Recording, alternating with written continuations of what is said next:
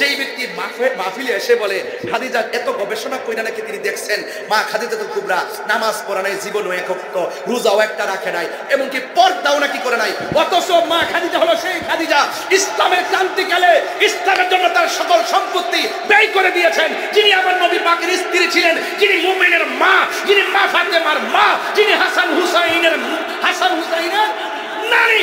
এরপর দেখেন রাহমাতুল লিল আলামিনের সহধর্মিণী আমাদের মা, যেই খাদিজাতুল কুবরাকে স্বয়ং আল্লাহ নিজে সালাম দিয়েছে। কুমিল্লার মাটিটা আমি যদি আদমশুমারি করি, আমি উম্মতুল বাড়ি আবু ভাইকে একটু সহজ করে দিচ্ছি এবং অনুপ্রেরণামূলকভাবে কথাটা বলছি। যদি আদমশুমারি করা হয়, এই কুমিল্লার মাটি সুন্নিয়তের ঘাঁটি। অসংখ্য তরিকাপন্থী, অসংখ্য দরবার, অসংখ্য পীর মাশায়েখ, অসংখ্য তরুণ সম্প্রীতি বান্ধব যোদ্ধা এই কুমিল্লাতে আছে, যারা হৃদয়ে সুন্নিয়তকে ধারণ করে। কথা বলেন ঠিক কিনা? এই জন্য যেহেতু আমার ভাই এসেছেন, তিনি যেহেতু সমাজে মানবতার করে তিনি নিজেকে উজাড় করে দিয়ে কাজ করে যাচ্ছেন, আমি আশা করব আমাদের এই সুন্নিয়তের এই প্রোগ্রামগুলো অফকোর্স আপনি থাকবেন, থাকলে আমাদের কাছে ভালো লাগবে। কথা বলেন ঠিক কিনা বলেন? এবং সর্বাত্মকভাবে আপনারা জানেন আমার ব্যাপারে যদি আমি একটু তুলে ধরি, আমি সার্বভৌমত্ব সুরক্ষায় ধর্মের নামে যেন কেউ ধর্মান্ধতা ছড়াতে না পারে, ধর্মকে যেন ধর্মের কিছু মহান জায়গায় রেখে মানবতার কল্যাণের জন্য মানুষ কথা বলে, এটাকে অনেক লাইক করি। আর কেউ যদি ধর্মকে ধর্মান্ধতা ছড়ায়, ধর্মের উগ্রতা ছড়ায়, সেটা আমরা কখনো পছন্দ করি না। কারণ সুন্নিরা সম্প্রীতির মাধ্যমে ধর্মকে ধারণ করে। কথা বলেন ঠিক কিনা বলেন? এই জন্য আমাদের এই কুমিল্লার মানুষ আমরা মিলেমিশে সুন্নিয়তকে আমরা ধারণ করতে চাই এবং ঘরে ঘরে রন্ধ্রে রন্ধ্রে সুন্নিয়তের যে ভীষণ মিশন অনুভূতি আছে, শান্তির বার্তা আমরা ঘরে ঘরে ছড়িয়ে দিতে চাই। কথা বলেন ঠিক কিনা বলেন? এই জন্য আমার ভাইয়েরা, আপনারা যারা এসেছেন, আপনাদের কাছে আমার অনুরোধ থাকবে আপনারা আদবের সাথে মহব্বতে বসবেন। আমাদের কাছে আরও অনেক গণ্যমান্য ব্যক্তিবর্গ এসেছেন, বিশেষ করে যারা রাকিব হাসান সাহেব এসেছেন, আমার পক্ষ থেকে আমি ওনাকে ধন্যবাদ জানাই। অনেক ওলামায়ে কেরাম বক্তব্য রেখেছেন। আলহাজ ডাক্তার মোহাম্মদ দেলোয়ার হোসেন আল কাদরি সাহেব, ইনি উদ্বোধক আজকের মাহফিলে তিনি এসেছেন। সভাপতি যারা শরীফুল ইসলাম কাদরি সাহেব এসেছেন, আমার স্নেহাস্পদ মাওলানা শামীম রাজা কাদরি আলোচনা করেছেন এবং আব্দুল কুদ্দুস নুরী সাহেব আলোচনা করেছেন।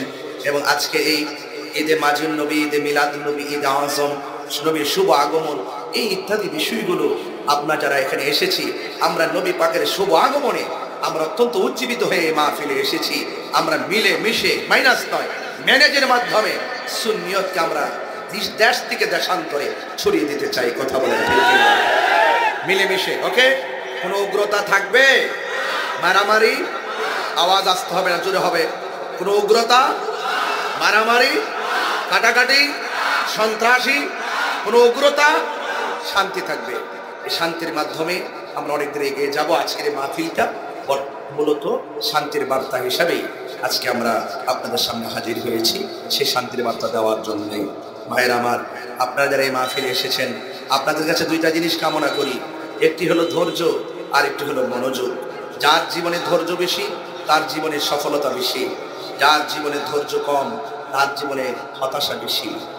আর যারা প্রেমিক হবে, ওয়ালানাবলুওয়ান্নাকুম বিশাইইম মিনাল খাউফি ওয়াল জু'i ওয়া নাকসিম মিনাল আমওয়ালি ওয়াল আনফুসি ওয়াস সামারাত ওয়া বাশশিরিস সাবিরিন। আল্লাহ যাকে পছন্দ করেন তাকে ধন সম্পদ দিয়ে পরীক্ষা করবেন, নিয়ে পরীক্ষা করবেন, অসুস্থতা দিয়ে পরীক্ষা করবেন এবং সম্পদের নোকসান দিয়ে পরীক্ষা করবেন।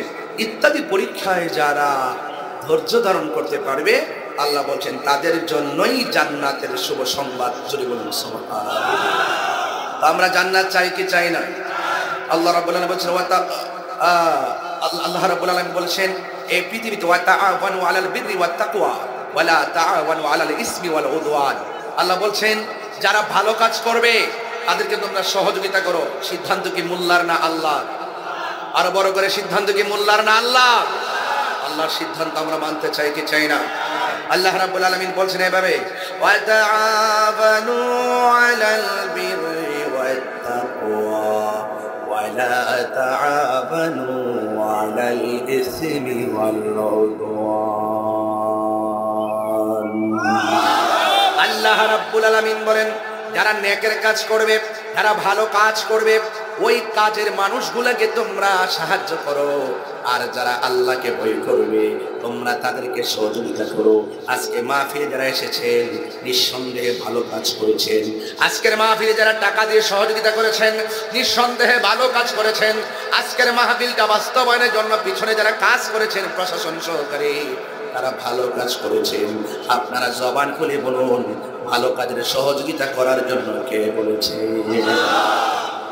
এরপরে বলছেন যাদের অন্তরে আল্লাহর ভয় থাকবে। আল্লাহর ভয় কি জিনিস জানেন তো আপনারা? আল্লাহর ভয় মানে হলো যারা গুনাহ করার সময় চিন্তা করে কেউ দেখে না দেখে কে, এইরকম আল্লাহকে ভয় করে যারা গুনার কাজ ছেড়ে দেয়। আল্লাহ রাব্বুল আলামিন বলেন ওয়ালিমান খাফা মাকামা রাব্বিহি জান্নাতান।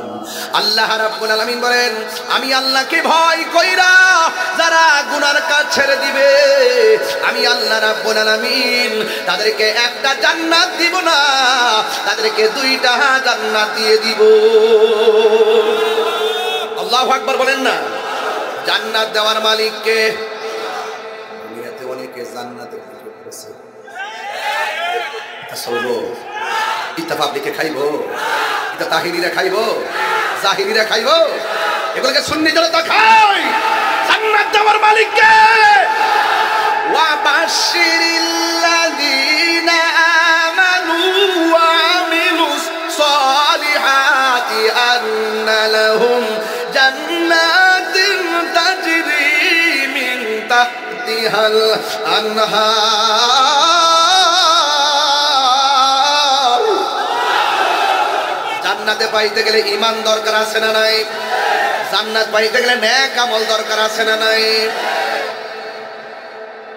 এই জন্য আল্লাহ বলেন যারা আমি আল্লাহকে ভয় করবে আমি আল্লাহ তাদেরকে জান্নাত দিয়ে দেব।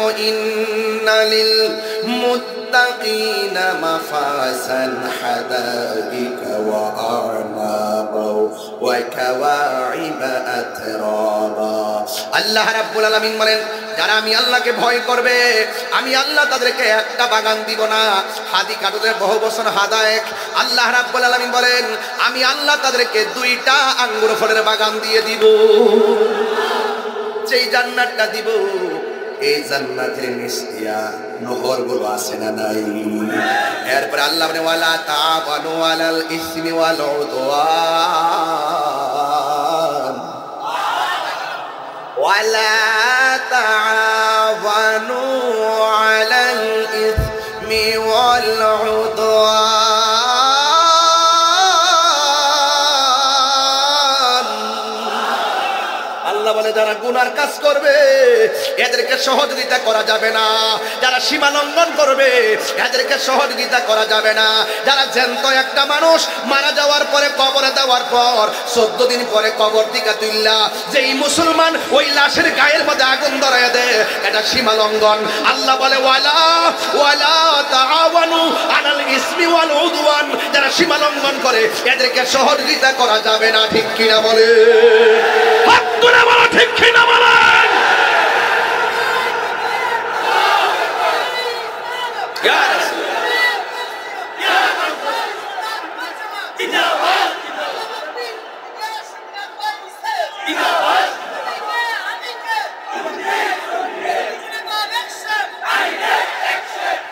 আওয়াজ করবেন আল্লাহু আকবার। দুনিয়াতে যদি ইফতিজিং করে শাস্তি আছে না নাই? 6 মাসের জেল। কথা বলেন ঠিক কিনা? দুনিয়াতে কেউ মাদক সেবক করলে শাস্তি আছে না নাই? দুনিয়াতে কেউ যদি খুন করে শাস্তি আছে না নাই? কিন্তু এই মানুষটা যখন মারা যায় তার ব্যাপারে দুনিয়ার কোনো মানুষের অভিযোগ নাই। জবান খুলে কান মারা যাওয়ার পরে বিচার করবে কে? আর জোরে বলুন কে? এই জন্য যায় ভাইয়ের আমার আল্লাহ বলছেন ওয়ালা তাআওয়ানু আলাল ইসমি ওয়াল উদওয়ান। যারা গুনার কাজ করবে, যারা মানুষের সঙ্গে সীমা লঙ্ঘন করবে এদেরকে সহযোগিতা করা যাবে না। কথা বলেন ঠিক কিনা? এই মানুষগুলো চিনাইতে হবে, বুঝাইতে হবে। এই মানুষগুলো আমাদের দেশের মধ্যে অনেক মানুষ আছে যারা স্বার্থের জন্য ইসলামটারে ব্যবহার করে। এটা কি রাজনীতি আলাপ? এটা কি রাজনীতি আলাপ? কোরআনে আছে না? সীমা লঙ্ঘনকারীকে আল্লাহ পছন্দ করেন। আমি যে তেলাওয়াত করি আপনারা কি শব্দ দূষণ মনে করেন? আমি তো চিল্লাই অভ্যাস। এরপর একটা মাহফিল করে আসছি, মাত্র 45 মিনিট হয়েছে। এরপর আমি বলতেছি আপনারা কি কষ্ট পাচ্ছেন? আল্লাহকে সীমালঙ্ঘনকারীকে পছন্দ করে? একটু আল্লাহর কোরআনটা তো দেখতে হবে, শুনতে হবে। আল্লাহ বলছেন ইন্নাল্লাহা লা ইউহিব্বুল মু'তাদিন।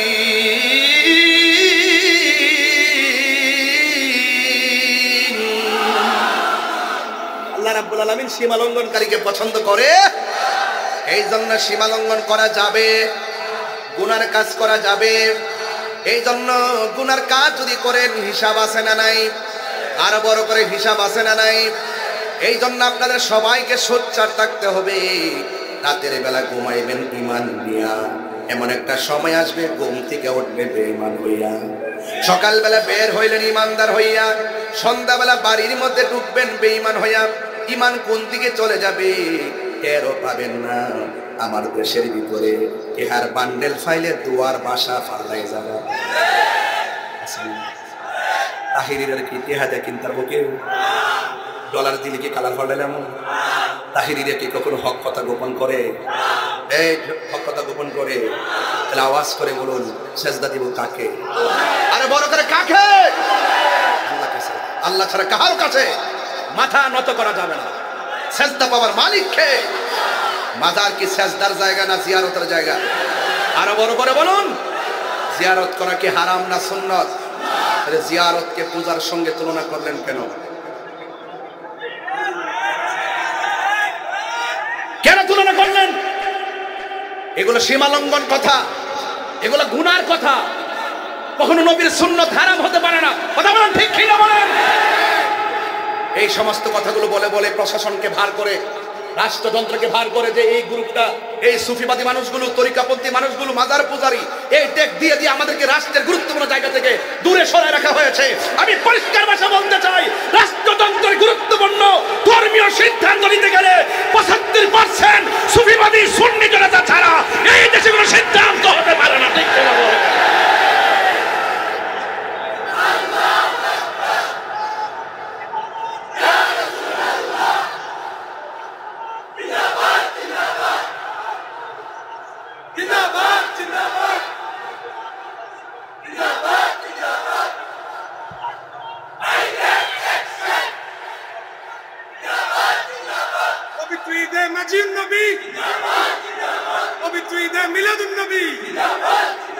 আল্লাহু আকবার বলেন, আরো বড় করে আল্লাহু আকবার। অশান্তি না শান্তি? ইসলাম অর্থ কি? ইসলাম অর্থ কি? কবরে গেলে প্রশ্ন কয়টা হবে?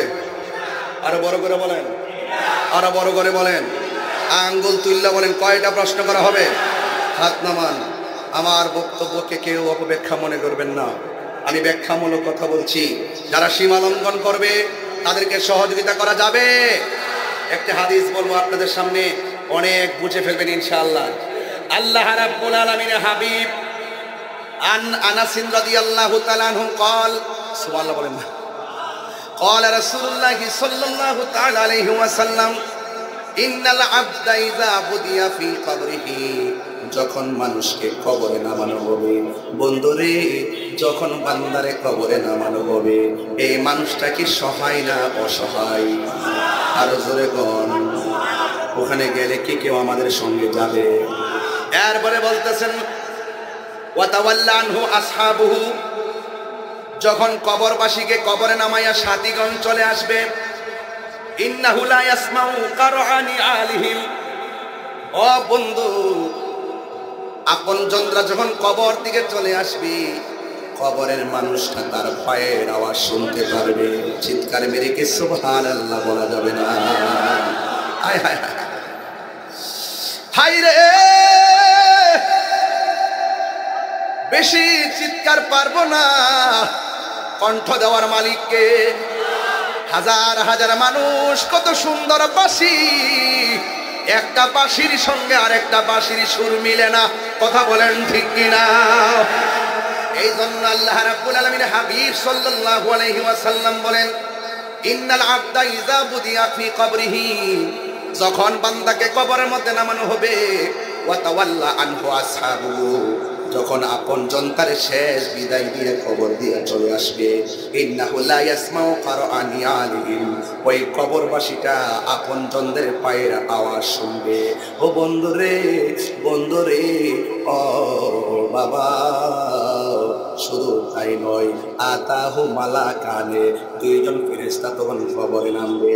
পায়া কৌদানিহি, এরপরে কবরবাসীরা তুল্লা বসাবে, কাফনের কাপড়ের বানগুলো খুলবে এবং শরীরের বানগুলোকে বাস থেকে সরাইয়া কবরের মধ্যে তারে বসাবে। বসায়া পায়া কোলানে দুইজন ওই লাশটারে বলবে, এই নবী সম্পর্কে তোমরা দুনিয়াতে কি বলতে, নবীরে সম্পর্কে তোমরা কি বলতে? ফায়াকুলু, কবরবাসী বলবে, ফা আম্মাল মুমিন, যদি কবরবাসীটা মুমিন হয়, ফায়াকুলু বলবে, আশহাদু আন্নাহু আবদুল্লাহি ওয়া রাসূলুহু, ওই কবরবাসী যদি মুমিন হয় সে বলবে এই নবী হলো সেই নবী যিনি হলেন আমার আল্লাহর বন্ধু, আমি সাক্ষ্য দিচ্ছি তিনি হলো আল্লাহর বন্ধু, ওয়া রাসূলুহু, এবং আল্লাহর রাসূল। এরপরে ফায়ুকালু লাহু, ওই ফেরেশতাগুলা মুর্দাকে বলবে, উনজুর ইলা মাকাদিকা মিনান নার, তোমার বসার জায়গা থেকে জাহান্নামটা লক্ষ্য করো। জাহান্নামটা লক্ষ্য করার পরে ওয়া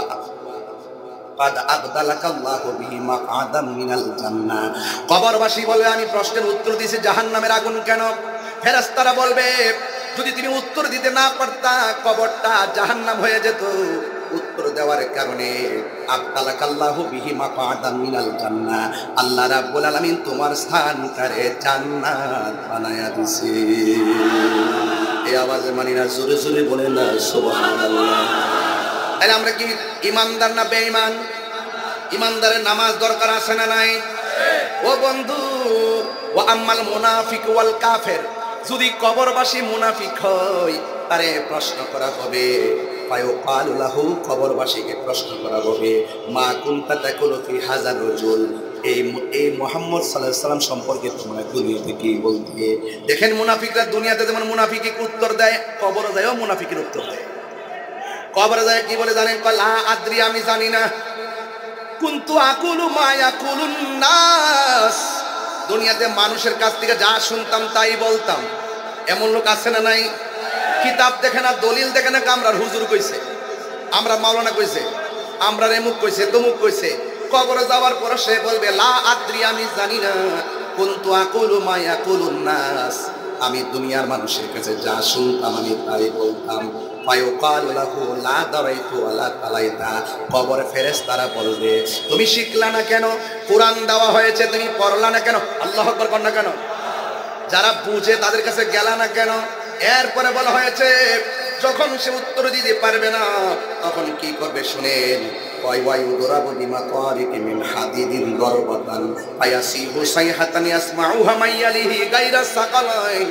এরপরে মুনাফিক যখন উত্তর দিতে পারবে না তখন হাতুড়িওয়ালা একজন ফেরেশতা কবরের মধ্যে নামবে, আর চোখ দিয়ে কোনো কিছু দেখবে না রে আমার কুমিল্লার বাবা, তার কান দিয়া ফেরেশতা কোনো কিছু শুনবে না।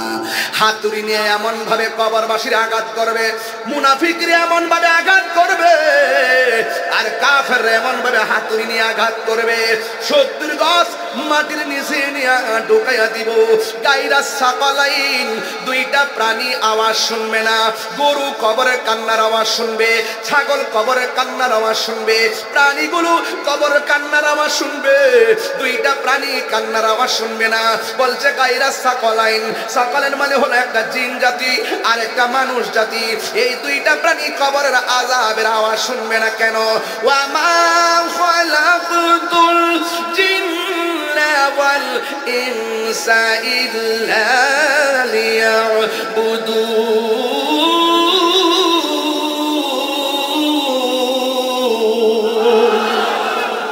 কারণ আল্লাহ রাব্বুল আলামিন এই দুইটা জাতিকে দুনিয়াতে পাঠাইছে ইবাদতের জন্য।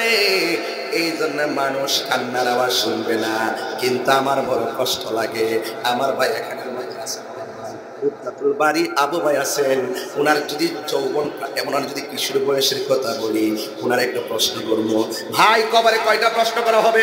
ভাইয়া বলবেন 3টা। 1 নম্বর প্রশ্ন, মার রাব্বুকা, শুনছেন না? আগে শুনছেন তো? মার রাব্বুকা অর্থ তোমার রবকে, তোমার রবকে শুনছেন না?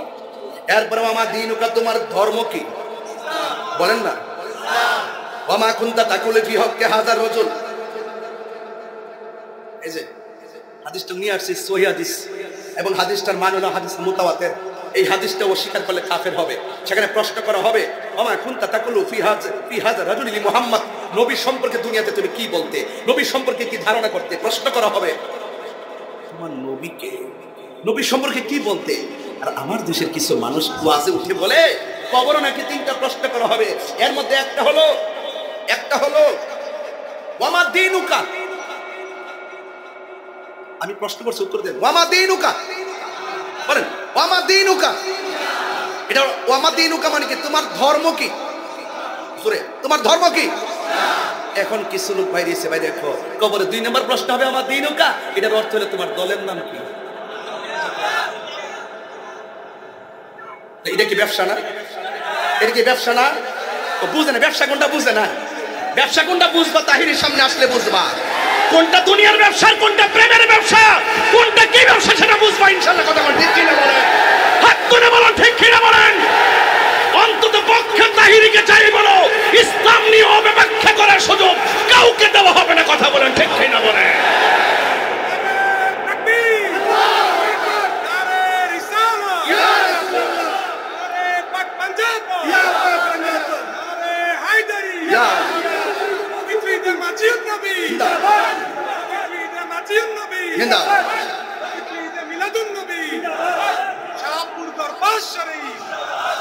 আমার দিনুকা অর্থ কি? তোমার ধর্ম কি? আপনার ওয়াজ করে আমার দিনুকা কবর অনেকে 3টা প্রশ্ন হবে, রাজনীতির প্রশ্ন। হ্যাঁ, 3টা প্রশ্নে রাজনীতির হবে। তোমার দলের নাম কি? তাহলে এটা কি অপব্যাখ্যা না ভাই? অপব্যাখ্যা না? এইভাবে মানুষকে প্রতারণা করবেন না।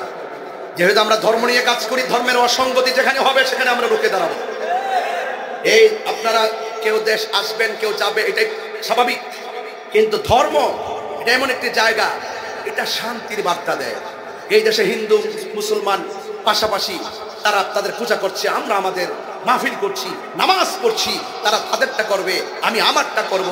তারা তাদেরটা যেভাবে করে সুন্দর হয় সেটাই করবে। আমি প্রয়োজন তাদেরকে নিরাপত্তার জন্য আমরা আমাদের জায়গা থেকে সিকিউর করব। কিন্তু এই নয় যে আপনি ওখানে গিয়ে বলবেন রোজার পূজা এক কত। হিন্দুরা তো বলে না এই কথা যে আমাদের রোজা আমাদের এক কতই, এ পিটার ও পিঠ এগুলো বলে, এগুলো কিন্তু বলবে না। সাবধান, এগুলো বললে আমাদের এই প্রজন্ম ধর্ম থেকে ছিটকে যাবে। কথা বলেন ঠিক কিনা বলেন, এরা প্রতারিত হবে। এ সমস্ত বিষয়গুলো আমাদের মুসলমানের জলাঞ্জলি, মুসলমানদের অস্তিত্বের জলাঞ্জলি দেয়। কথা বলেন ঠিক কিনা বলেন। এইভাবে কথা বলবেন, আমি নিষেধ করলাম। যারা যেটা জানেন না সেটা বলবেন না। যদি জানতে চান, যিনি জানেন তার কাছে যান। কথা বলেন ঠিক কিনা। আমাদের ধর্মের নাম কি? আরো বড় করে, ধর্মের নাম কি? 32টা দাঁতের ভিতরে জিহ্বাটা যেমন নিরাপদ, আমরা মুসলমানদের কাছে অন্য ধর্মের মানুষগুলো তার চাইতে বেশি নিরাপদ থাকতে হবে। দ্যাটস রিয়েলিটি এবং দ্যাটস ইসলাম। এটাই ইসলাম, এটাই বাস্তব। কথা বলেন ঠিক কিনা। এটাই সত্য। কিন্তু অন্য কোনো ধর্মের মানুষের উপরে কোনো জুলুম করা যাবে, কোনো কিছু চাপিয়ে দেওয়া যাবে, তাদের কোনো ক্ষতি করা যাবে। আপনার কাজ ধর্মের দাওয়াত দেওয়া। কথা বলেন ঠিক কিনা বলেন। এই জন্য আমার যুবক ভাইয়েরা, আমি প্রায় মাহফিলের মধ্যে বলি, কবরের ভিতরে যাওয়ার আগে সোজা হওয়ার দরকার আছে না নাই? আপনারা বড় করে বলুন, ইজ্জতের মালিক কে? আমার নবীকে জানের চাইতে বেশি ভালোবাসতে হবে। আমার নবীকে নিজের মার চাইতে বেশি ভালোবাসতে হবে। নবীর ভালোবাসার চাইতে যদি দুনিয়ার কোন নেতারে বেশি ভালোবাসো, আপনি কোনোদিন ইমানদার হতে পারবেন না। কথা বলেন ঠিক কিনা। পাইলে নিরালাহি গো নবী, পাইলে নিরালাই, পাইলে নিরালাহি গো নবী। আরে 2 কদমে চুমু খাবো, 2 কদমে চরণে ধুলি মাকে বগাই, পাইলে নিরালাই গো নবী, পাইলে নিরালাই। আমার নবী নূরের নবী, আমার নবী জিন্দা নবী, বলো আমার নবী। হে আমার নবী জিন্দা নবী, দয়া করে থাইকো নবী মরণের বেলায় বলো না দয়া করে, মরণের বেলায় পাইলে নিরালাই গো নবী, পাইলে নিরালাই, পাইলে নিরালাই গো নবী, পাইলে নিরালাই। দুই কদমে চুমু খাবো, দুই চরণে ধুলি মাখে বগাই, পাইলে নিরালাই গো নবী, পাইলে নিরালাই। কঠিন হাসরের দিনে কে তোরাবে নবী বিনে। সুবহানাল্লাহ বলবেন না? ওই দিন দেখলাম এক মাওলানা সাহেব বলতেছে হাসরের মাঠে নবী সুপারিশ করবো দূরের কথা, নবীর জান লই নাকি ঠেলা ঠেলি। এই কথা বললে কি সাধারণ আমি কেন, আমি তো হুজুর না, একটা রিক্সাওয়ালা তো মানতে হবে। এতে করবো যে আমরা নামাজ রোজা এই ফুরি না ফুরি, নবী ছাড়া হাসর মাঠে কোনো গতি, নবীর সুপারিশ আমরা চাই কি চাই না। আবার কি বলে জানেন, কয় নবী নাকি হাসর মাঠে বলবে আমার নেকের পাল্লা ভারী হয় নাকি বদের পাল্লা ভারী হয়, নবী নাকি নিজের গুনার জন্য নিজে নাকি পেরেশানিতে থাকবেন। আর বড় করে কেন নাউজুবিল্লাহ। তো এই কথাগুলো যখন আমি তুলে ধরি তখন অনেকে মনে করেন আমি উগ্রতা ছড়াই, উস্কানি দিই, আমি বিভিন্ন কথা বলি। একটা লোক যদি অন্যায় করে তার প্রতিবাদ করা না হলে তার অন্যায়টা সঠিক হয়ে যায়। কথা বলেন ঠিক কিনা? তাই এই জন্য আমরা ওই অন্যায়কারীকে প্রশ্রয় দিব না, যারা ভালো কথা বলে তাকে সহযোগিতা করব, যারা সীমা লঙ্ঘন করে আমরা তাদেরকে সহযোগিতা করব না। এই জন্য আমি বলতেছি সবাই বলেন কঠিন হাসরের দিনে কে তোরাবে নবী বিনে, বলো কঠিন কে তোরাবে নবী বিনে, দয়া করে তাই গো নবী হাসরের বেলায় বলো না দয়া করে নবী হাসরের বেলায়, পাইলে নিরালাই গো নবী, পাইলে নিরালাই, পাইলে নিরালাই গো নবী, পাইলে নিরালাই। বলো না দুই কদমে চুমু খাবো, দুই কদমে চুমু খাবো, চরণে ধুলি মাখিব গাই, পাইলে নিরালাই গো নবী, পাইলে নিরালাই। একদিন স্বপ্নে দেখলে যাবে সব গুনাহ জড়িয়া পড়ে, একদিন স্বপ্নে দেখলে সব গুনাহ জড়িয়া পড়ে, দয়া করে তাই গো নবী নিদানের বেলায় বলো না দয়া করে নবী নিদানের বেলায়, পাইলে নিরালাই গো নবী, পাইলে নিরালাই, পাইলে নিরালাই গো নবী, পাইলে নিরালাই। সুরে সুরে কি আল্লাহু আকবার বলা যাবে না? ওই কবরে যাওয়ার আগে নামাজের দরকার আছে না নাই? করে বলো আছে না নাই? আল্লাহ রাব্বুল আলামিন আমাদেরকে দুনিয়াতে পাঠাইছেন একমাত্র আল্লাহর গোলামি করার জন্য। আর আমার নবীকে জানের চাইতে বেশি ভালোবাসতে হবে। নবীরে ভালোবাসার সিস্টেম যদি বুঝতে চান, সাহাবারা নবীকে কেমনে ভালোবাসছে ওই দেশে যাওয়া লাগবে। ওই দেশের নাম কাম দেশ না, ওই দেশের নাম হইল প্রেম দেশ। ঠিক কিনা বলেন? সাহাবীরা নবীরে কেমন ভাবে ভালোবাসছে, জীবনের চাইতে বেশি না কম? আরো বড় করে বেশি না কম? বেশি ভালোবাসছে। কেমন? আমার নবী বলে সাহাবী হকের জন্য যুদ্ধের ময়দানে যাওয়া লাগবে।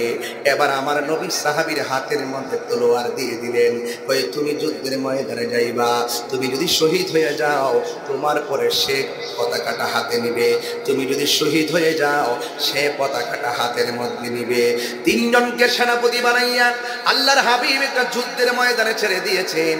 তারা কি যুদ্ধের ময়দান থেকে পলায়ন করেছে? আমার দেশের মধ্যে সকালবেলা জিহাদের কথা কই, রাতের বেলা ডলার খায়, আছে না নাই? টেহা দিলে বাজান। আমি যে কি দেখতেছি বাজান, আমি ভিতরগত ভাবে যে কত কিছু জানি বাজান, কেমনে কেমনে কেমনে কেমনে কারা কেমনে কেমনে সিস্টেম করে আলগা উলগা হইতেছে এবং কত ধরনের আইল বেতেল যে করতেছে। মানে মাওলানারা ধর্ম যারা গবেষণা করে তারা যে এত প্রকার বিতর্কত ভাবে যে তো মুনাফিক হইতে পারে আমি ভাবছিলাম। আমার কয় হুজুর আপাতত একটু সিস্টেম ওয়াশ করেন, দেশের পরিস্থিতি ভালো না। বুঝছি রে, আমি এটা বুঝছি। এই শুনে না তো, এই আবু ভাই আমি না মাশাআল্লাহ, আপনি তো 200-300 বছর বাঁচবেন, যখন আপনি একটু একটু ওয়াজ করেন আমারও তো চিন্তা ভাবনা করার দরকার নেই। কারণ হক কথা বইলা যদি আবু ভাই হলে কালকে বইলা যায় আমার কোনো দুঃখ নেই। কোন কথা কয়, কোন কথা কয় আর কথা, কোন কথা বইলা হক কথা বইলা তখন আপনি জানেন না যদি সত্যটা গোপন করে রাত্রেবেলা যদি কোন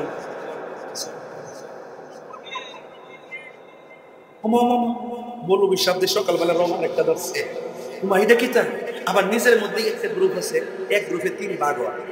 তুই থাকবি বিপক্ষে আর আমি থাকবো পক্ষে, আর তুই বান্ডিল লইবি। গ্রুপ একটাই, ভাগ করছে 3টা, অর্ধেক জায়গায় এর সাথে অর্ধেক জায়গায় হের সাথে। এই লোকগুলো হলো মুনাফিক। এই মুনাফিকদের জন্য এই দেশের মাটিও রিস্কে আছে, ধর্ম রিস্কে আছে। কথা বলেন ঠিক কিনা? সুন্নিরা দেশ রক্ষায় এবং ধর্মের সুরক্ষায় কথা বলে। আমাদের ইতিহাস জানা দেখেন, আমরা কোনোদিন কোন চেয়ারের জন্য লবিং করি নাই, কাউকে যায় ধরিও নাই। আমরা বলছি ভাই রে, আপনারা আপনাদের মতো চলতে থাকেন। এই দেশের ইঞ্চে মাটি নিয়ে যদি কোনো ষড়যন্ত্র হয়, ধর্ম মদিনাওয়ালার সেই প্রেমের ধর্মকে নিয়ে যদি কেউ অপব্যাখ্যা করে আমাদের ধর্মের সুরক্ষার জায়গাকে কলুষিত করতে চায়, তাদেরকে চেক দিয়ে রেখে আপনারা 100 বছর থাকে। প্রয়োজনে আমরা কাজে লাগা, আমরা দ্বারা আমরা পারি আর না পারি কিন্তু আপনার ক্ষতি করতাম না। আমরা যাই করি না করি দেশের ক্ষতি করব না, ধর্মের ক্ষতি করব না। এই দেশে 53 বছর পর এরপরে আইসাও আমরা প্রমাণ করতে সক্ষম হয়েছি যে কিরি সবাই তো মৌলবী, এই গ্রুপটারা ভালো মনে হইলে সারা জীবন কারেন্টে চলছিলাম রে। এরা দিলুম গিতুলে থেকে চা বিস্কুট খা, সুযোগ পাইলে দি ফারুক সাহেবের মতো আবার ফোনা দিয়া সুবল মারে। সিন্নারে কেন ভাইসা ভাইসা সিন্নারে কেন, কিছু লোক আছে, সবাই না, কিছু লোক আছে পাগল হেফাগল। আরে বারে হেফাগল, এই পাগল কি গড়া আগুন লাগে, আগুন লাগতো না? তো সুস্থ মানুষের কাজ কি? এই পাগলটার একটু দূরে রাখা। ওই আরেকটা পাগল এই ইকোটা একটু কমাই দে রে বাবা, বাইরে বাইরে করতেছে, বিল্ডিং আছে তো, একটু ইকোটা কমাই রাখ। একটা পাগল গত 25 দিন আমার মাথাটা পুরো নষ্ট হয়েছিল। সে বলতেছে নবীজির স্ত্রী মুমিনদের মা খাদিজাতুল কুবরা রাদিয়াল্লাহু তাআলা আনহা জীবনে নাকি নামাজ পড়ে নাই, রোজা রাখে নাই, জীবনে নাকি পর্দাই করে নাই। অথচ উনি কিন্তু বড় হুজুর, উনিও ওনার নামটা কি? এই সুন্দর একটা কথা বলছেন। আমি তাদের হাইকমান্ডও বলে দিছি যে এগুলো একটু সামলান বাবা রে, এগুলো কি করেন একটু সামলান। নবীর আপনি যদি সরাসরি কোরআন সুন্নাহর বাহিরে কথা বলেন, আমরা কি ছাইড়া দিব? আমরা তো এই দেশ নিয়ে আছি, আমরা অন্য দেশ নিয়ে নাই। আপনি আপনার মতো চলেন, কিন্তু আপনি যখন কোনো অপব্যাখ্যা করবেন আমরা আপনাকে ধরবো। এই যে দেখেন একটা হাদিস আমি কালকা বাইর করছি, আউয়ালু মান সাল্লামা আন নবী সাল্লাল্লাহু আলাইহি সাল্লাম খাদিজাতুল কুবরা রাদিয়াল্লাহু তাআলা আনহা, সুম্মা আলী ইবনে আবি তালিব রাদিয়াল্লাহু তাআলা আনহু, সুম্মা জাফর রাদিয়াল্লাহু তাআলা আনহু। হযরতে যায়েদ ইবনে হারিসা বলতেছেন, আউয়ালু মান সাল্লামা আন নবী সাল্লাল্লাহু আলাইহি ওয়াসাল্লাম, নবীজির সাথে পৃথিবীতে সর্বপ্রথম যে মহিলাটা নামাজ পড়ছে ওই মহিলাটা হলো মা খাদিজা। এরপরে কারা? ওয়া আলী ইবনে আবি তালিব রাদিয়াল্লাহু তাআলা আনহু। সুবহানাল্লাহ বলবেন না? এরপরে কেটা ওয়া জাফর রাদিয়াল্লাহু তাআলা আনহু। এত বড় সহিহ দলিল থাকার পরও যেই ব্যক্তি মাহফিলে এসে বলে খাদিজা এত গবেষণা কইরা নাকি তিনি দেখছেন মা খাদিজাতুল কুবরা নামাজ পড়া নাই, জীবনও এক ওয়াক্ত, রোজাও একটা রাখে নাই, এমনকি পর্দাও নাকি করে নাই, অথচ মা খাদিজা হলো সেই খাদিজা ইসলামের ক্রান্তিকালে ইসলামের জন্য তার সকল সম্পত্তি ব্যয় করে দিয়েছেন, যিনি আমার নবী পাকের স্ত্রী ছিলেন, যিনি মুমিনের মা, যিনি মা ফাতেমার মা, যিনি হাসান হুসাইনের নারী। এরপর দেখেন রাহমাতুল লিল আলামিনের সহধর্মিণী আমাদের মা, যেই খাদিজাতুল কুবরাকে স্বয়ং আল্লাহ নিজে সালাম দিয়েছে। আরে তাকবীর, আরে রিসালাত, আরে রিসালাত, আরে সুন্নাত।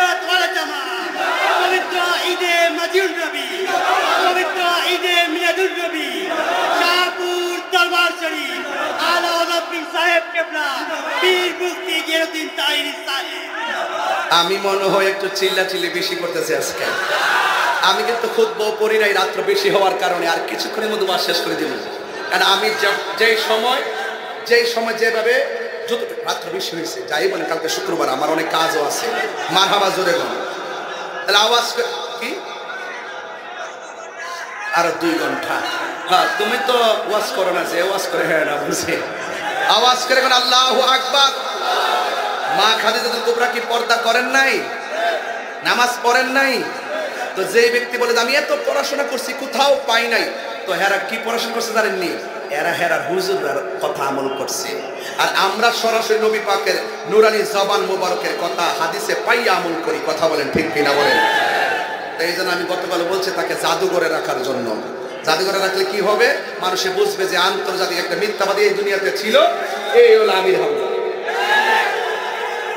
কথা বলেন ঠিক কিনা বলেন? এবং শুধু তাই না, সে কয়েকদিন আগে 1 সপ্তাহ আগে বলছে আবু ভাই আমরা তো নবী জুতো ভাই কারো জন্য 2 না, নবী জুতো আমাদের সব। এখানে যদি কেউ অন্যায় করে এটা বলতে হবে, কেউ মাইন্ড করেন না প্লিজ। সে গত সপ্তাহ বললো নবীজি নাকি সাংবাদিক ছিল। এটা কি কথা? এটা কি কথা?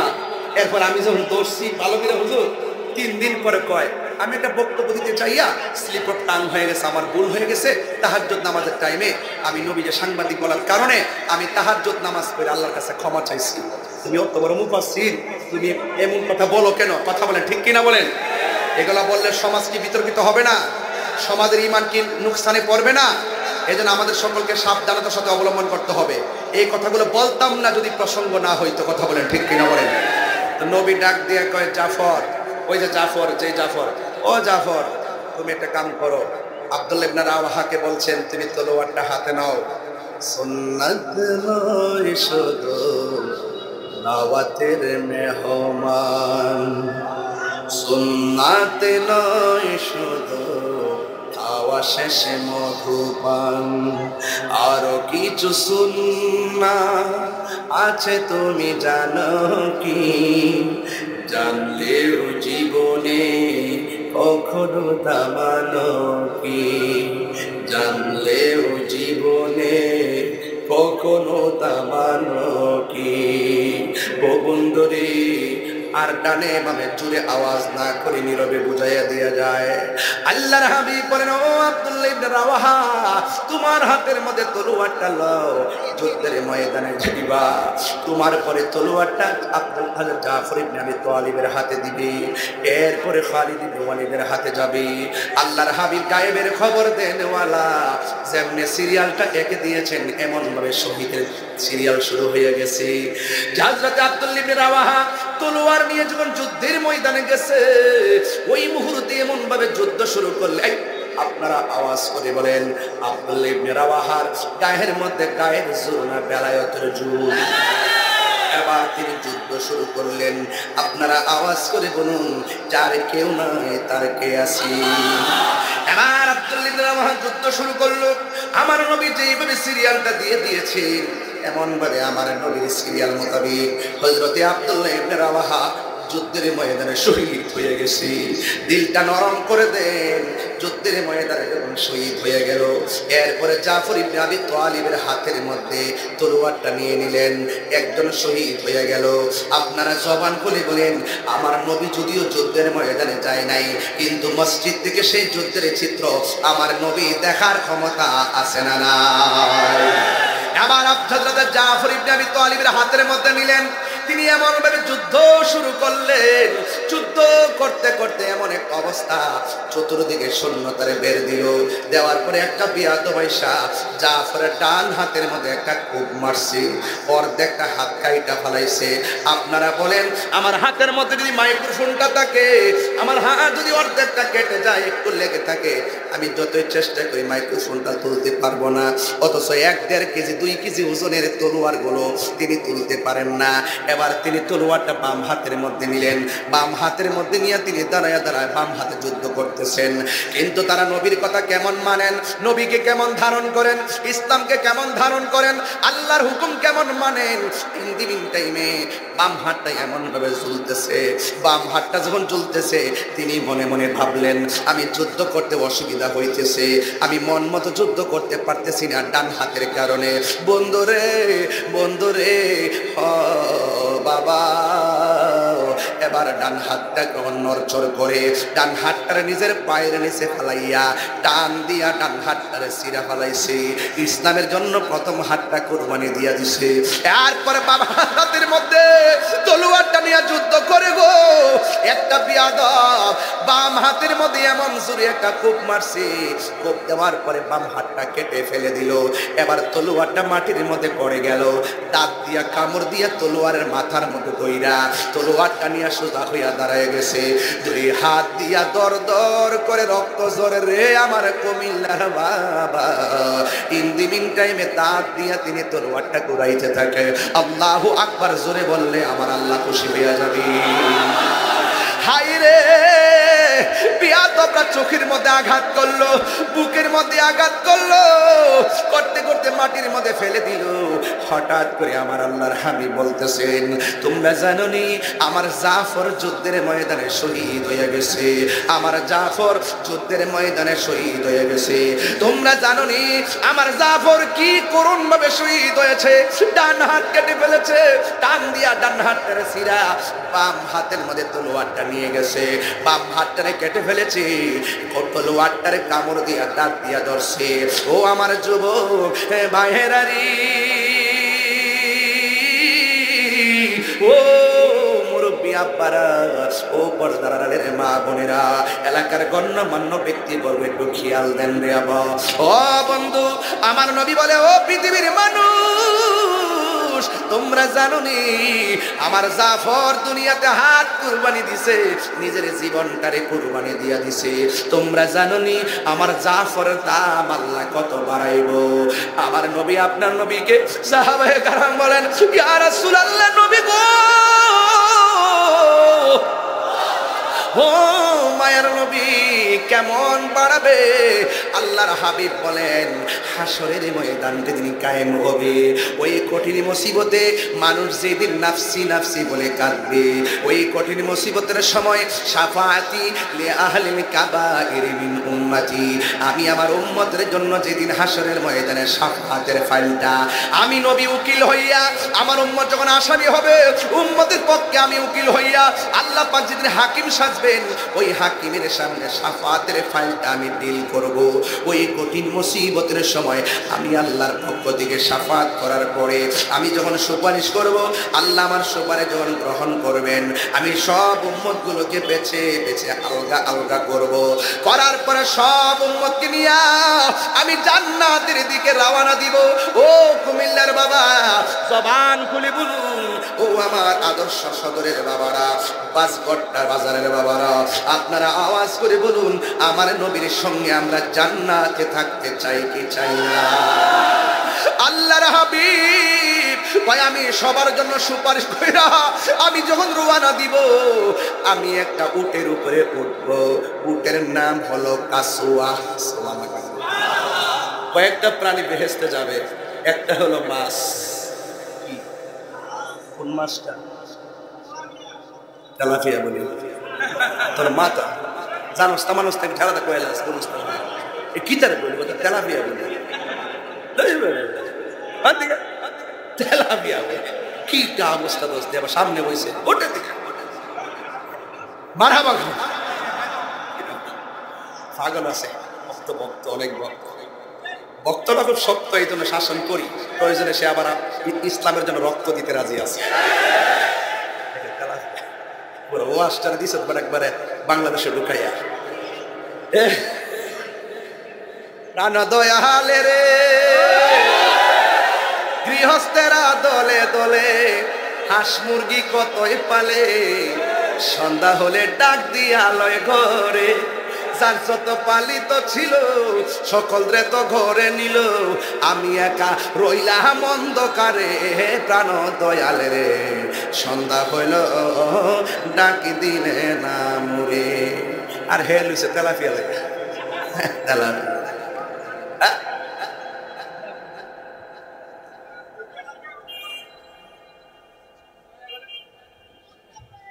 সকল করে আল্লাহু আকবার। তাইলে আপনারা বলেন যে এই মাসটা জান্নাতে যাবে, এই মাসটা হলো সেই মাস যেই মাসটা আমার ইউনুস নবীরে বক্ষণ করেছিল। কথা বলেন ঠিক কিনা? আর একটা গাছ জান্নাতে যাবে, ওই খেজুর গাছটা হলো উস্তনে হান্নানা।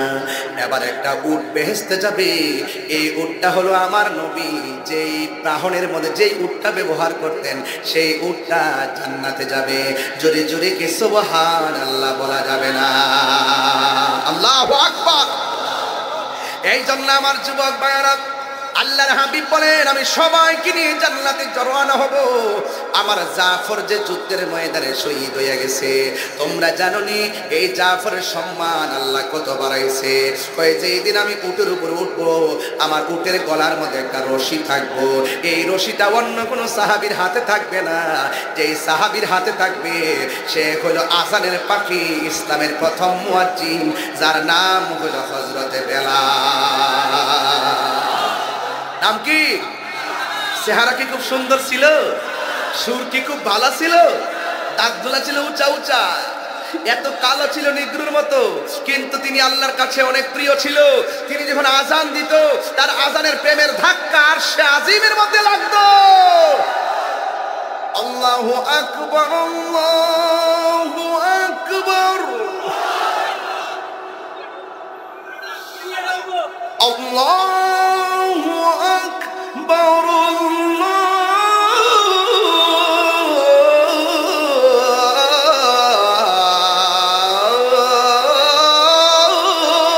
আল্লাহু আকবার। শান্তি লাগেনি? আশহাদু আল্লা ইলাহা ইল্লাল্লাহ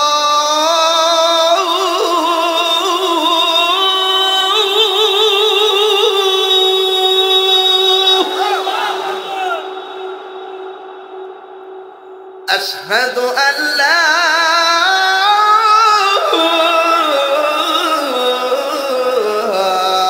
إله إلا الله।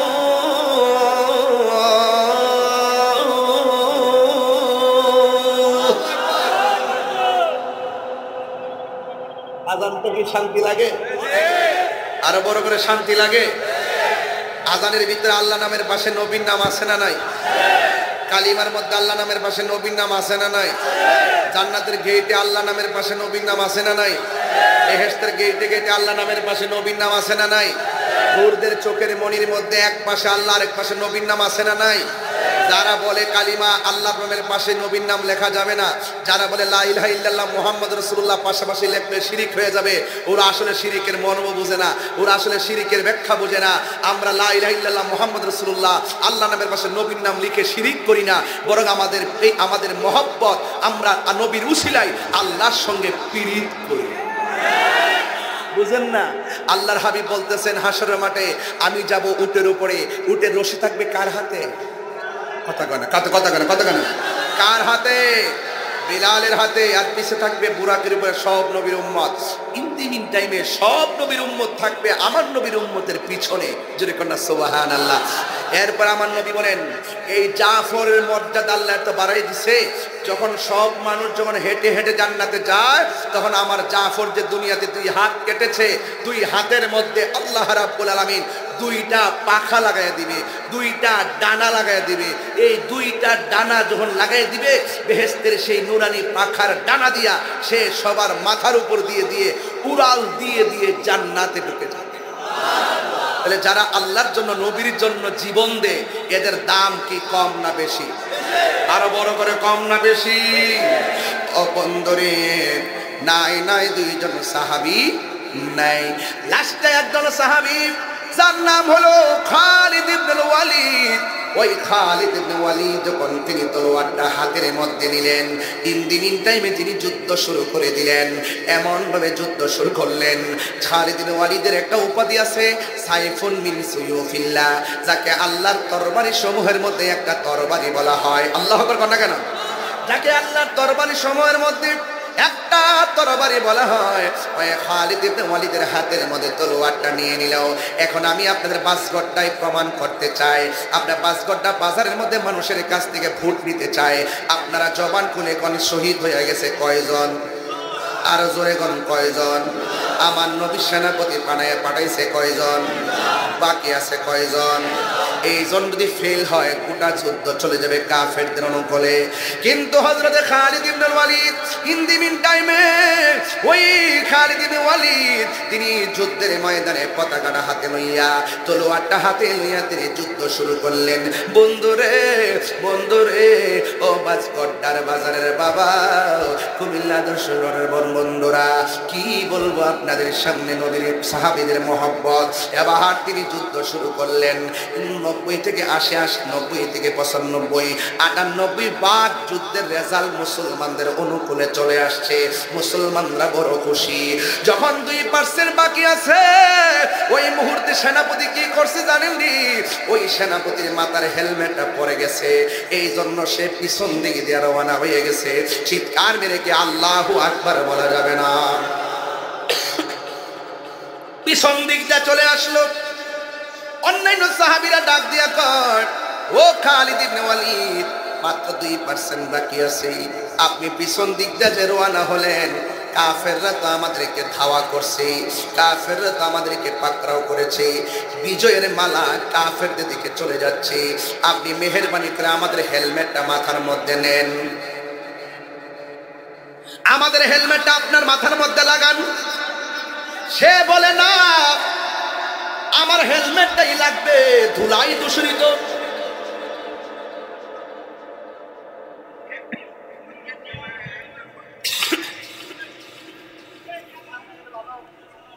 ধুলাই দূষিত, ঘোড়ার পায়ের ধুলাই দূষিত হওয়ার কারণে হেলমেটটা খুঁজে পাওয়া যাচ্ছে না। মাঠটা পুরো অন্ধকারের মতো হয়ে গেছে। বন্ধুরা রে আমার, এবার খালিদ ইবনে ওয়ালিদ পিছনে হটতে শুরু করলেন। এবার কাফেররা মুসলমানদেরকে উল্টা ধাও দেওয়া শুরু করলো। ওই মুহূর্তে খালিদ ইবনে ওয়ালিদ হঠাৎ করে তোনার যে হেলমেটটা পেয়েছেন, পেয়ে তিনি মাথার মধ্যে লাগাইয়া তিনি যুদ্ধ শুরু করে দিলেন। তার সামনে কেউ আসতে পারে না রে বাবা। এই মুহূর্তে যুদ্ধ করতে করতে করতে করতে আমার আল্লাহ রাব্বুল আলামিন খালিদ ইবনে ওয়ালিদের নেতৃত্বে ওই যুদ্ধের বিজয়ের পতাকা দান করে দিয়েছেন। চিৎকার মেরে কি সুবহানাল্লাহ বলা যাবে না? এবার যুদ্ধ যখন জয় হয়ে গেল, মানুষ বলা বলে শুরু করলো, ও খালিদ ইবনে ওয়ালিদ, আপনি যে যুদ্ধের ময়দানে এত বীরত্বের সাথে যুদ্ধ করে আমাদেরকে সাহস দিয়েছিলেন, বিদায় বেলা তো আপনি আমাদের কলিজার পানি শুকাইয়া ফেলাইছেন। আপনার কারণে তো আমরা বড় চিন্তায় পড়ে গিয়েছিলাম। আপনার হেলমেটটা পড়ে গেছে, এই জন্য আপনি যে পিছন দিক দিয়ে হটেছেন, কিন্তু এই সুযোগে তো আমরা বিজয়টা হারায় ফেলতাম, জয়ের মুকুট তো কাফেররা নিয়ে যেত।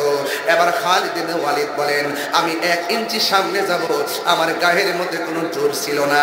এই হেলমেটটা পরার পরে আমার সব শক্তি হারিয়ে ফেলছি, কারণ আমার সব শক্তি হলো হেলমেটের ভিতরে। সাহাবীরা জিজ্ঞাসা করে, শক্তির সঙ্গে হেলমেটের সম্পর্ক কি?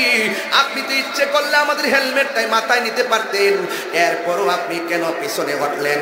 আমার সব শক্তি হলো হেলমেটের ভিতরে। এবারে সাহাবীরা বলেন, হেলমেটের ভিতরে কি আছে?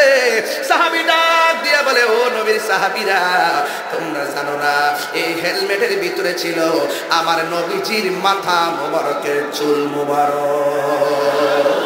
আর বড় করে বলেন না আল্লাহু আকবার। এবার ওই হেলমেটটা মাথায় থাকলে আমি গায়ের মধ্যে একটা শক্তি পাই, আল্লাহু আকবার কন্যা কেন? এই হেলমেটটা পরে যাওয়ার পর আমার শক্তি সব হারিয়ে গেছে। এই জন্য আমি বাসগড্ডা বাজারে বলে দিয়ে যায়, নবীর চুল মুবারকে এত বরকত, নবীর চুল মুবারকে এত বরকত, নবীর কদম মুবারকের ধুলা মুবারকের মধ্যে বরকত আছে না নাই? আর চিৎকার মেরে বলেন না আছে না নাই?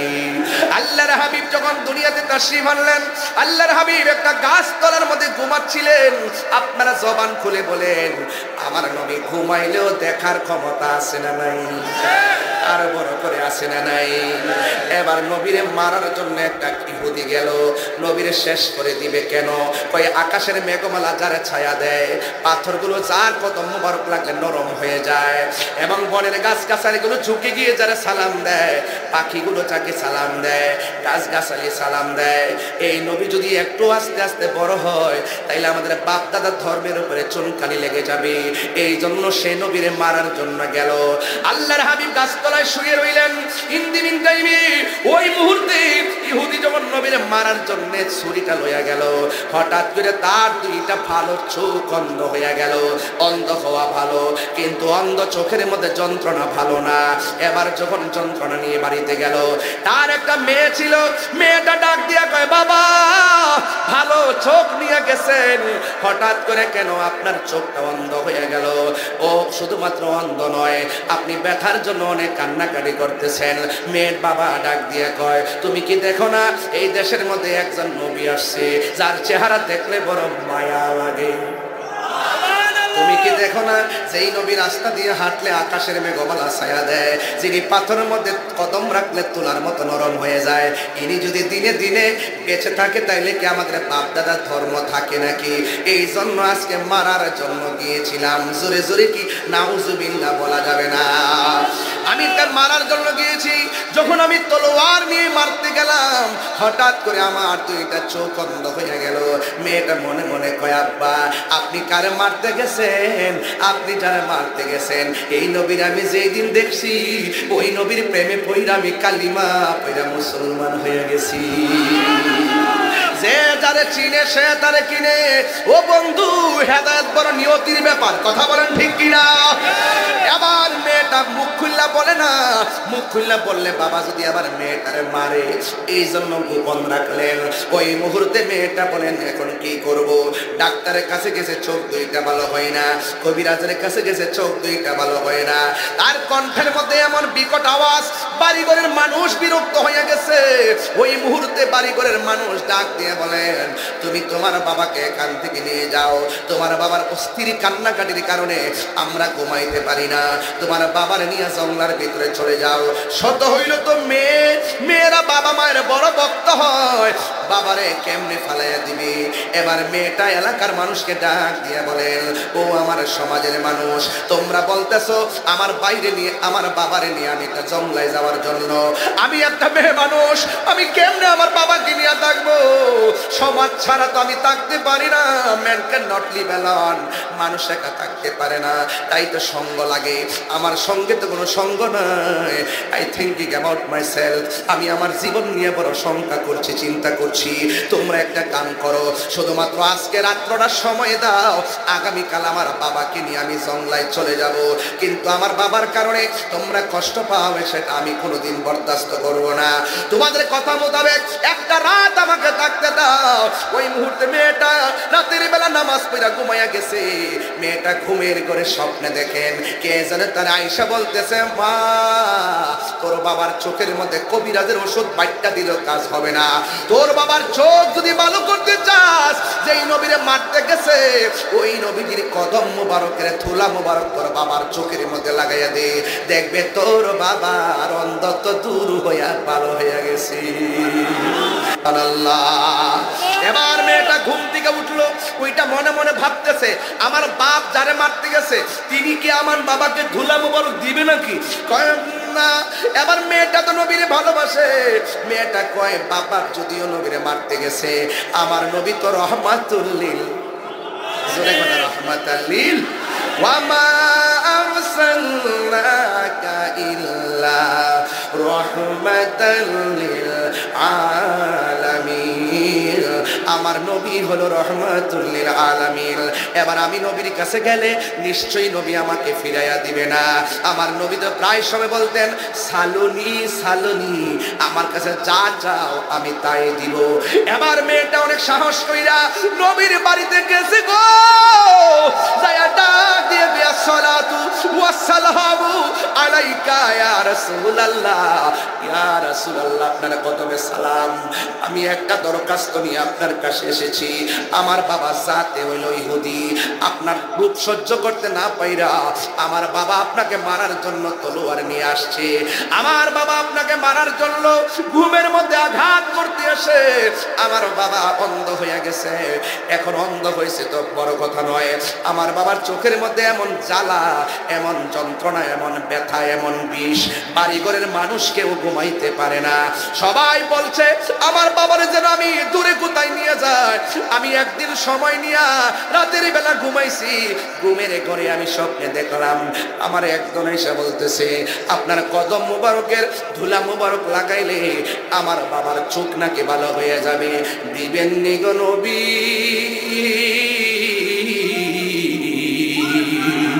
দিবেননি একটু ধুলা মুবারক আমারে দিবেননি? আপনারা জবান খুলে কোন আমার নবী রহমাতাল লিল আলামিন।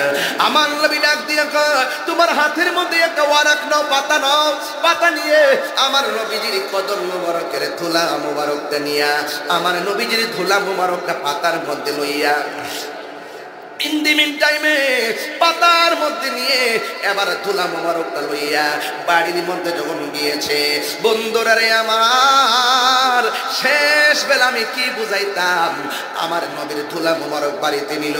মেয়ের বাবা ডাক দিয়া কয় মা কোথায় গেলা, আমার জন্য কোনো ওষুধ আনছনি? মেয়েটা ডাক দিয়া কয় বাবা এমন ওষুধ আনছি, এই ওষুধ আজকে আপনার চোখে মারবো, যদি এখন চোখ ভালো না হয় আগামীকাল থেকে কোনোদিন আর কোনো ওষুধ আর আনবো না। কয়ে মা তাড়াতাড়ি দাও। এবার বাবারে শোয়াইয়া চোখটারে খুললা ওই ধুলা মুবারক ওই তার বাবার চোখের মধ্যে দিয়া দিছে। দেওয়ার পরে মেয়ের বাবা ডাক দিয়ে মা গো এতদিন তুমি ওষুধ লাগাইছো, আমার ওষুধ দিলে আমার চোখের মধ্যে যন্ত্রণা শুরু হয়ে যেত, কোন ওষুধ লাগাইছো আমার চোখের মধ্যে দেওয়ার পর আমার চোখটারে ঠান্ডা ঠান্ডা লাগে, ঠান্ডা ঠান্ডা লাগে, ঠান্ডা। ডাক দিয়া মা দাও আর দাও।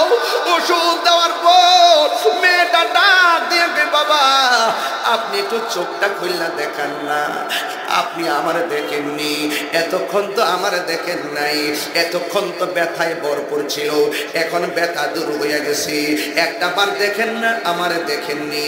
মেয়ের বাবা চোখ খুললাকে মাগো আগে যেমন দেখতাম এখন আরো দ্বিগুণ ভালো দেখতেছি। কোন কবিরাজ দিকে ওষুধ আনছো নামটা বলো না, চামড়া সিল্লা হইলো স্যান্ডেল বানাইয়া দিয়া হইলো আমি ঋণ পরিশোধ করব। মেয়েটা মনে মনে কয় আমার বাবা নবীরে মারতে গেছে, আমি যদি এখন নবীর নাম বলি আমার বাবা না জানে কি কয়। এরপরে বাবা বারে বারে রিকোয়েস্ট করে মা বলো না, কোন ডাক্তার আমার চোখের চাহনি আমাকে ফিরিয়ে দিয়েছেন, একটা বার তুমি নামটা বলো না। মেয়েটা মনে মনে কয় যদি আমি নামটা বলি এমন হতে পারে রুক্ষ শরীর এখন শুষ্ক হয়ে যেতে এবং ভালো হয়ে যেতে পারি, একদম নির্জীব মন এখন সজীব হয়ে যেতে পারি। এবার মেয়েটা ডাক দিয়ে কয় ও বাবা আপনি যেই নবীরে মারার জন্য তলোয়ার নিয়ে গেছেন আমি স্বপ্নে আদিষ্ট হইয়া ওই নবীর কদম মুবারকের ধুলা মুবারক আপনার চোখের মধ্যে লাগাইছি, এরপরে আপনার চোখ দুইটাও ভালো হয়ে গেছে। মেয়ের বাবা ডাক দিয়া কয় কি বললি, যারা আমি দুশ্মন মনে করি তার ধুলাই না আমার চোখের মধ্যে লাগাইছস, এই চোখ আমি রাখবো না। খাতামাল্লাহু আলা কুলুবিহিম ওয়া আলা সামউহিম ওয়া আলা আবসারিহিম গিশাওয়া ওয়া লাহুম আযাবুন আযীম। যার নসিবে হেদায়েত না, যার কলবে মোহর মেরে দিয়েছে তারে আপনি যতই বোঝান সে বুঝবে না, ঘুরাইয়া ঘুরাইয়া আগের দিকে চলে যাবে। এই জন্য হেদায়েত বড় নিয়তির ব্যাপার, নসিবের ব্যাপার। এই মেয়ের বাবা কি করছে শুনেন, খেজুরের কাঁটা লইয়া বড় বড় কাঁটা নিয়া কয় যে আমার দুশমন তার কদমের ধুলা আমার চোখের মধ্যে লাগাইয়া আমার চোখ ভালো হয়েছে, এই চোখ আমি রাখবো না। এবার খেজুরের বড় বড় কাঁটা দিয়া চোখের মধ্যে আঘাত করে। এবার মেয়ের বাবা কই কি ব্যাপার, কি ওষুধ লাগাই ললো? আমি যে চোখের মধ্যে যতই আঘাত করি আমার চোখের পাওয়ার দিয়ে আরো দ্বিগুণ বাড়ে। আর জোরে জোরে বলে না সুবহানাল্লাহ। এ বাবারা, এবার মেয়ের বাবা যাইতে যাইতে আমার নবীর কাছে গেল। এবার মেয়েটা বাবার আগে যাইয়া নবীরে ডাক দিয়ে কয়, ইয়া রাসূলুল্লাহ, নবী গো, ও মায়ার নবী, আপনি আমার মাফ করবেন, আমার বাবা তো আপনার কাছে আবার আসতেছে, না জানি আবার আপনারা আক্রমণ করে কিনা। ফাতাবাসসামা রাসূলুল্লাহি সাল্লাল্লাহু তাআলা আলাইহি ওয়াসাল্লাম, নবী দেরি করে নাই। মেয়েটার কথা শুননা আমার নবী একটা মুস্কি হাসি মারলেন, কারণ আমার নবী ভালো করে জানেন ঘটনাটা কি হইব। এবার মেয়ের বাবা নবীর কাছে আইসা কয়ে, চোখ আমি রাখবো না। আল্লাহ ডাক দিয়ে কয়, জিবরাইল আমার বন্ধু নবীরে জানাইয়া দে, আমার বন্ধু নবীরে বলে দে এই পাগলার যেন আমার নবী একটা অ্যালার্ম দিয়ে দেয়। ডাক দিয়া কয়, নবী ডাক দিয়া কয়, ও পাগলা, যেই কদমের ধুলা মোবারক তোমার চোখের মধ্যে লেগে অন্ধ চোখ ভালো হয়েছে, তুমি যতই চেষ্টা করো না কেন এই অন্ধ চোখ ভালো হয়েছে, এই ভালো চোখ আর অন্ধ হবে না। চিৎকার মেরে কি আল্লাহু আকবার বলা যাবে না? তাইলে এখন প্রশ্ন হলো, আপনি যে নবীর এখানে আমার মতো আপনার কদমের ধুলা যদি ভালো চোখের মধ্যে দেন, কানার গয়ের মেনা,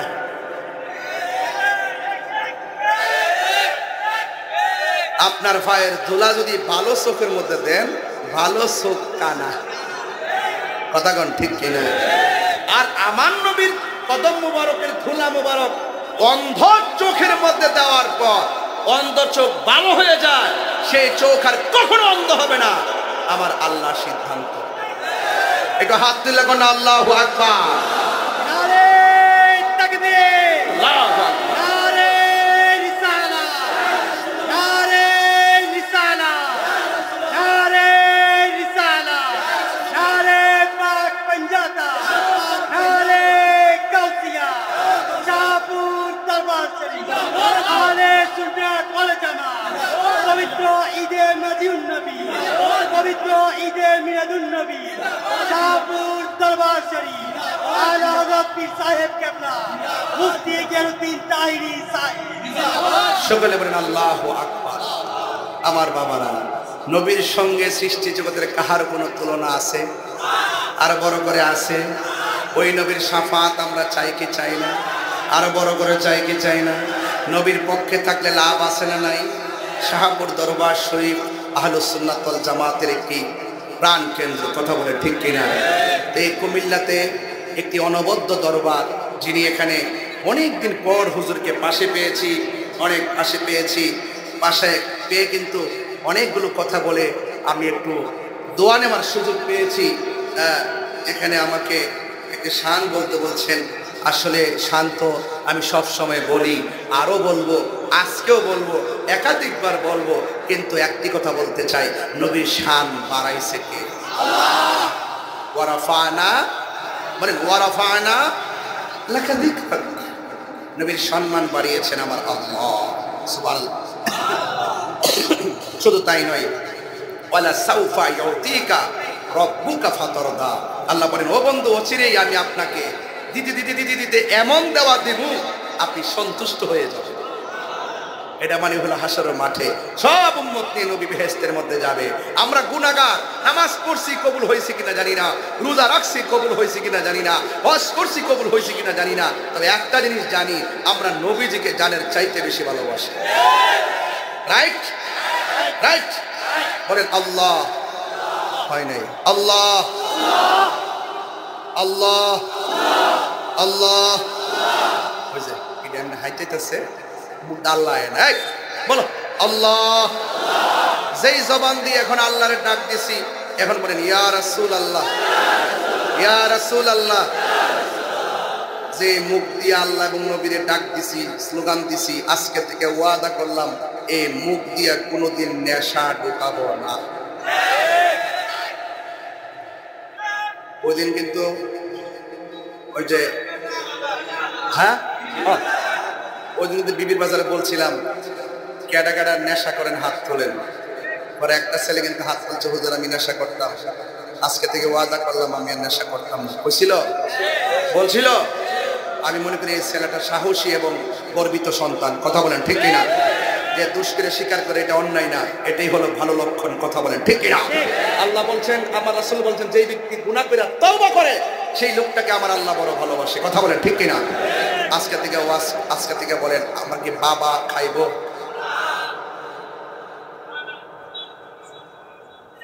না কইতো না, এমনি সায়ারিস বাবা খাইব চলবে না? আসতে হইছে বন্ধ। বাবা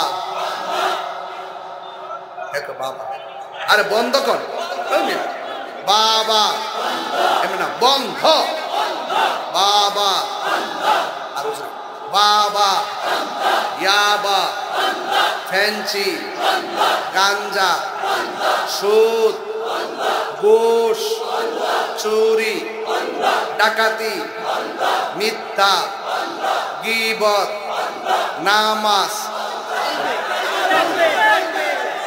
হুঁশ রাখতেন না আপনারা? হুঁশ রাখতেন না? এইভাবে তো হুট করে ঠাড়া পড়বো, এই ঠাড়ার ভিতরে লা হাওলা ওয়ালা কুওয়াতা পড়তে হইব। কথা কন ঠিক না? তো জন্য শয়তান ধরে থাকতে। কথা কন ঠিক কিনা বলে? এখন বলবেন চলবে, বলে কি কি কি চলবে?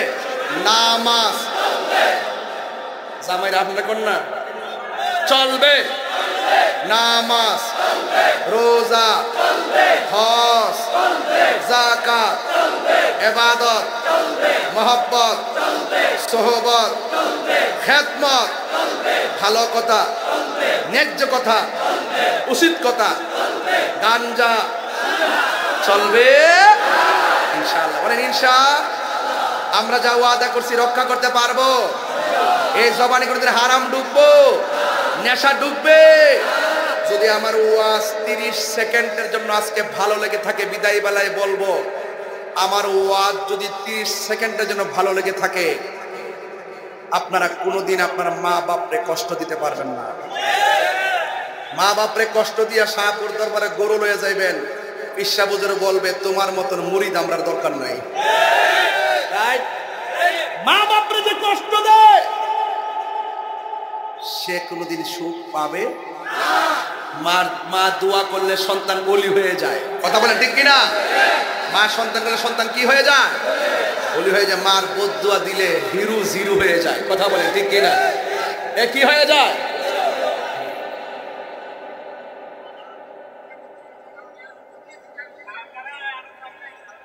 সকলে করে আলহামদুলিল্লাহ, সকলে আলহামদুলিল্লাহ কর। আমার বায়রা, আমার একটা শান বলতে বলছেন, কান্দায়ও না ও বাগদাদি, কান্দায়ও না ও বাগদাদি, বুকে নাও আমায়, কিছু চাই না শুধু মাত্র তোমায় আমি চাই। কান্দায়ও না ও ভান্ডারি, বলেন মারহাবা কর, বুকে নাও আমায়, কিছু চাই না, কিছু চাই না শুধু মাত্র তোমায় আমি চাই। তুমি যদি আমার হও দিব উপহার, দয়াল জীবনটাই আমার। তুমি বললে চলে যাব, তুমি বললে চলে যাব, সেটাই নাও সেটাই, কিছু চাই না শুধু মাত্র তোমায় আমি চাই। কান্দায় না ও ভান্ডারি, কান্দায় না ও ফয়েজি, বুকে নাও আমায়, কান্দায় না ও বাগদাদি, বুকে নাও আমায়, কিছু চাই না শুধু মাত্র তোমায় আমি চাই। ঠিক না? চাই না আমি ধনের পাহাড়, গবের সরদারি, চাই গো চরণ ভিখারি। কথা কন ঠিক কিনা? মন চাই শুধু তোমায় আমি বুকে হাতে রাখি, কিছু চাই না শুধুমাত্র তোমায় আমি চাই। জোরে করে মারহাবা। সবাই কি খুশি না বেজার? আমার মুর্শিদ নিল আমার মন কারিয়া, কেমন করে নিল এমন প্রেমী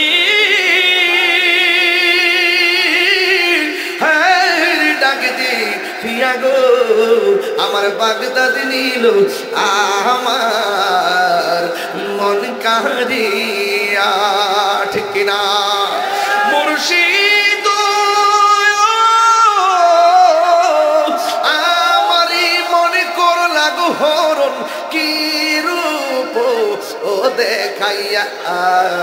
এই তাহির কি তামাস, এই তাহির কি তামাস, যদি না যাহুলো হইয়া গো, আমার মুর্শিদ নিল আমার মন কারিয়া, আমার বাগদাদ নিল আমার মন কারিয়া।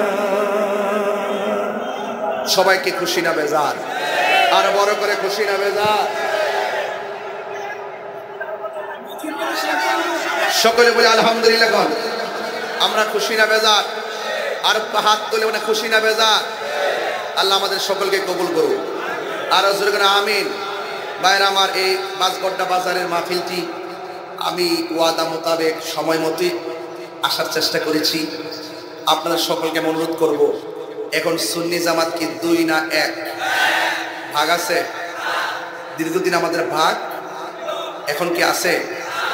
সেই জন্য আমাদের শাহপুর দরবার শরীফ, সেই আহলুস সুন্নাত ওয়াল জামাতের এদের অনবদ্য কিংবদন্তি, আপনাদের আস্থাভাজন হিসাবে আপনারা সবসময় হৃদয় ধারণ করবেন, কথাগুলো মেনে চলার চেষ্টা করবেন, এবং যেই কোনো সময় আহলুস সুন্নাত ওয়াল জামাতের কল্যাণে যখন আপনাদেরকে ডাক দেওয়া হবে, আপনারা যৌক্তিক দাবি আদায়ের লড়াইয়ে মাঠে থাকবেন। আর বড় করে ইনশাআল্লাহ। এখানে আমাকে কি প্রশ্ন অনেক আগে দিয়েছে, আমি উত্তরটা আরো আগে দিতাম, কারণ আমি যেহেতু একটা ঘটনায় ঢুকছি, আমি চাই নাই যে ঘটনার মাঝখানে এই উত্তরটা আমি দিই। এখানে আপনারা দেখেন পোস্টারের শিরোনামে এবং আমাদের স্ক্রিনের মধ্যে ঈদে মাজিউন নবী এবং পাশে আছে ও ঈদে মিলাদুন নবী। আছে কি না? কতক্ষণ আছে কি না? এখন শাহপুর দরবার শরীফ পবিত্র ঈদে মাজিউন নবী সাল্লাল্লাহু আলাইহি সাল্লাম তিনি লিখেন, এবং দীর্ঘদিন ধরে আমাদের মাঝে পবিত্র ঈদে মিলাদুন নবী সাল্লাল্লাহু আলাইহি সাল্লামটা আমরা বলে আসছি, রাষ্ট্র থেকেও আমরা এটা স্বীকৃতি পেয়েছি। এখন প্রশ্ন হলো যে আমরা এই দুইটা ব্যবহারের মধ্যে কোনো আপত্তি আছে কিনা? এই আপত্তিটা আমাদের অনেকে কিন্তু আমাদের নিজেদের মধ্যেই অনেক ধরনের বলাবলি হয়, অনেক সময় অনেক কিছু বলার চেষ্টা করেন। আমিও তো আপনাদেরই একজন, তো পবিত্র ঈদে মিলাদুন নবী সাল্লাল্লাহু আলাইহি সাল্লাম যিনি লিখছেন, আর তারাও আমাকে অনেক মহব্বত করে। পবিত্র ঈদে মাজিউন নবী সাল্লাল্লাহু আলাইহি সাল্লাম যিনি লিখছেন, তিনারা আমাদেরকে মহব্বত করে। এই মহব্বতের মধ্যে কোনো পার্থক্য পাইছেন? তাইলে আপনারা এই দুইটা দৃষ্টিভঙ্গিকে নিয়ে আপনারা প্রশ্ন করবেন না। পবিত্র ঈদে মাজিউন নবী যেটাকে বেস করে লেখে, সেটাকে তিনি ফলো করেছেন কাদ জাআকুম মিনাল্লাহি নূর। আল্লাহ বলছেন অবশ্যই তোমাদের কাছে আমার পক্ষ থেকে নূর এসেছে। সুবহানাল্লাহ। মাজিউন নবী এসেছে, কাদ জাআকুম মিনাল্লাহি নূর, নবী এসেছে। আর আমাদের মধ্যে যারা পবিত্র ঈদে মিলাদুন নবী সাল্লাল্লাহু আলাইহি সাল্লাম লিখে থাকেন, এটা দীর্ঘদিন ধরে আমাদের আকাবেররা লিখে আসছেন। যেহেতু যারা মাজিউন নবী সাল্লাল্লাহু আলাইহি সাল্লাম লিখছেন, তারা যেহেতু পবিত্র ঈদে মিলাদুন নবীর বিরোধিতা করে না, তাহলে আমরা একজন আরেকজনকে বিপরীতে ভাবার কোনো সুযোগ কথা কি বুঝতে পারছি? অনেকে মনে করে, অনেকে কিন্তু আবার আমারও প্রথম বলছে এটা পুরা মিলাদুন নবী মানে না। এই কথা তো কেউ বলে নাই। আমি যেহেতু রাজশাহী, আমি তো জানি সবই, তো আমি তো মাঝে মাঝে আলোচনা করি।